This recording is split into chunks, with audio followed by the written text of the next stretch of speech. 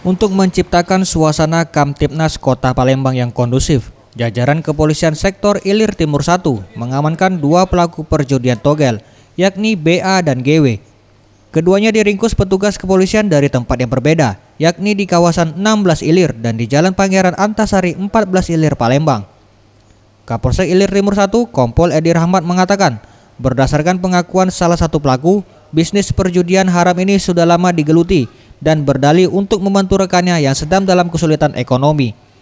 Dan dari tangan kedua pelaku juga diamankan barang bukti kertas yang digunakan pelaku untuk melakukan penjumlahan, serta diamankan pula uang tunai Rp310.000 dari tangan GW dan Rp115.000 milik BA. Jadi dalam rangka operasi Balak, Polsek IT1 berhasil mengamankan dalam sepekan ini dua pelaku perjudian jenis totok gelap.